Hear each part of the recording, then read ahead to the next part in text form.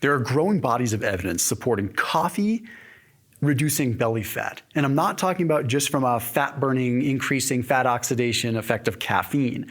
There's actually impacts of coffee on visceral fat and potentially even fatty liver because they're bidirectional and sort of work together. 11 human studies, 2 large meta-analyses looking at the relationship between coffee and visceral belly fat, and also fatty liver, since they're sort of intertwined. One of the things that we have to do first, we have to lay some groundwork to understand why these studies are so important and why it makes sense and why this is really good news for people that like coffee. So, you can get the gist of it. You can click on this video and learn, yeah, coffee is beneficial for visceral fat. But it's not via the mechanisms that people might think. It's not just because of the caffeine. Caffeine does mobilize fat, and we will talk about that. But there's some interesting effects of the antioxidants in coffee specifically. So do me a favor, since I gave you the answer already, stick around through this video. It helps out the algorithm, and also drop a comment down below. And if you want daily information, make sure you hit that subscribe button. So let's go ahead and lay some groundwork and then get into how much coffee to drink, why it works, when you should drink it, how you should time it with your workout, et cetera, et cetera. And of course, down below, I put a 30% off discount link for Thrive Market. That's a place where you can order all your groceries and get them delivered to your doorstep. They also have dozens, if not hundreds, of different organic coffee variety types. So if you're into coffee, if you're into all kinds of different ways to have coffee, mushroom coffee, this, that, decaf, the other, all of it is down below. And that is a cool place, one of the only places online you're gonna find a 30% discount for your entire grocery order. So 30% off everything you choose in that shopping cart, and then it gets delivered to your doorstep.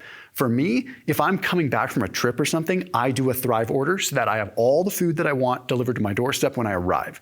It makes it super convenient, and I don't have to shop at the grocery store when I'm hungry. Plus, they really do source the highest quality foods.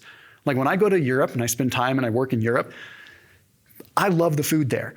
And I always stress about how much lower the quality of food is when I come back home. But Thrive does really source the good stuff. That's what I like about them. So 30% off plus a free gift using that link down below. A couple pieces of groundwork that we have to understand. Okay, fatty liver, a lot of these studies are going to talk about fatty liver, but a fatty liver is sort of the precursor to visceral fat. Okay, so we deposit fat around the liver and then it kind of leaks out throughout the visceral region. It starts there, right? And when we have visceral fat or when we have a fatty liver, we have impaired insulin signaling. This means that our body is not responding well to fuel, and as a result, we have more fat deposition. But if the liver starts becoming dysfunctional, we're going to deposit more fat there. And then we end up with what is called dysregulated fatty acid flux. Sounds complicated, but it's essentially where fatty acids, because of metabolic dysfunction, go straight into the portal vein, directly into the liver and store, which means we are on a fast track to developing visceral belly fat, which is inflammatory and has all kinds of problems. Okay, that aside, where does coffee come in? First things first, let's get the basics out. Coffee and caffeine in general activate what's called cyclic adenosine monophosphate. They increase what's called AMPK, so there's a huge just general fat mobilization effect of coffee. That's no surprise. Coffee is very good for fat loss. But we're starting to realize because it acts so much upon the adrenergic receptors, it actually has a really interesting effect on visceral fat, especially if you have caffeine prior to like high intensity interval training, which I think most people do, right? So having a cup of black coffee minus the sugar, minus the cream, and then doing high intensity interval training, the high intensity spurts actually activate a cortisol response that allows the caffeine to activate more of that fat. When I had Dr. Sean O'Mara on the channel, we talked about this specifically. It's about creating acute stressors, not long-term chronic stress. So you want this acute stress from the coffee, boom, hit the hardcore fast workout. Then you want to do things like a sauna that activate more of a growth hormone response that has an impact on visceral fat. But that's not what I'm here to talk about.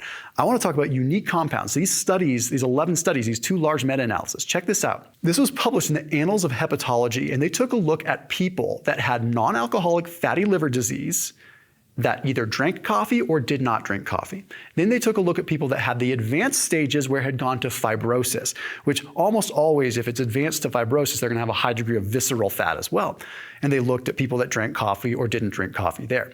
The long and the short of it, people that drank coffee had a 23% less risk of developing fatty liver disease. People that drank coffee had a 32% less risk of developing fibrosis, showing that coffee consumption is even more protective when it comes down to the more advanced stages of fatty liver and visceral fat accumulation. But then we have to ask the question, how much and why? Well, the study elucidated to basically 2 to 3 cups per day was about the right amount.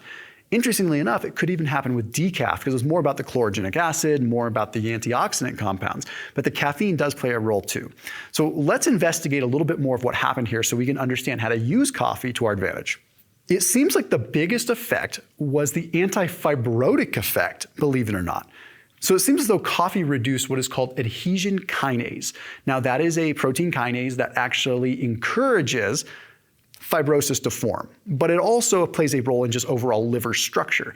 Like if we look at rodent model data, we see that like when they cause liver damage, they sometimes induce liver damage in rodents. You can see the actual structure of the liver changes, and in tandem, when the structure of the liver changes, the function of the liver can change as well. So with this, we see by reducing these adhesion kinases, which are sort of catalysts and stimuli for fibroids and fibrosis to form, well, that is going to reduce the overall structure change. Now, with that, we see a subsequent improvement in liver function, which is what we saw with this study as well. But they also noticed that there was a reduction in the gene expression of genes that were associated with the physical structure change of the liver. You're thinking, what does this have to do with visceral fat? Well, remember that they are proxies for one another. Visceral fat more than likely comes after liver fat. So if someone is at a stage of having liver fibrosis from non-alcoholic fatty liver disease, I would be surprised if there was not a high amount of visceral fat accumulation as well.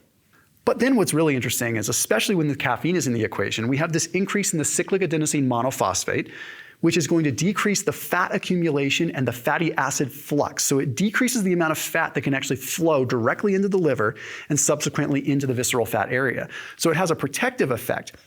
And then it triggers apoptosis of what are called stellate cells, which influence fatty liver as well. So there's an anti-inflammatory effect that's kind of coming into play that changes the structure of the liver. So what does this mean for you? Like, how much coffee should we have? Well, 2 to 3 cups seems to be like the sweet spot there. But again, it all depends on how much caffeine you want to take in. Since caffeine isn't the underscored portion of this, it's almost as though we could have 1 cup of caffeinated coffee in a fasted state prior to doing some intense activity, trying to stay as fasted as possible, because remember, insulin regulation and just insulin dynamics play a tremendous role here, okay? I would recommend, if you're going to have coffee, have it away from any carbohydrates at the very least. Because if someone is dealing with metabolic dysfunction, and especially if they're overweight, there's a good chance that their liver is just not going to process the carbohydrates super well. Not saying avoid them altogether, but around your coffee, you want to leverage that CAMP. You want to leverage that fat mobilization as much as you possibly can. You also want these antioxidants to be able to work to their advantage, right? So to your advantage. And then you do your, let's just say, 2 minutes on, or maybe Norwegian 4x4, where you're doing 4-minute rounds with a 4-minute recovery or a 3-minute recovery 4 times. I think it's 4 on, 3 off, 4 on, 3 off, 4 times through for a 4x4. It's called Norwegian 4x4. It's one of the best ways to burn fat and the best ways to increase your VO2 max, which is a great predictive indicator of all-cause mortality, right? So great predictive indicator of longevity. So when we look at this, that's a very important piece. But there's one other thing I'm going to throw in there. There was a recent rodent model paper that looked at whey protein, and they found that whey protein isolate had a direct impact almost immediately on liver enzymes decreasing AST and ALT. But they also saw that it reduced lipid peroxidation and reduced overall glucose levels. So we're seeing that whey protein isolate has an impact on fatty liver as well. And that could just be from an overall metabolic standpoint. So what am I saying here? I'm saying our playbook is a cup of coffee black, no cream, no sweetener, in a fasted state. Hit some interval training in the morning. After your workout, have whey protein isolate, maybe with no other carbohydrates around it. And then maybe an hour or 2 later, then you might want to start increasing the regular food that you take in. But that's sort of the playbook on how we can capitalize on coffee here. As always, keep it locked in here on my channel. I'll see you tomorrow.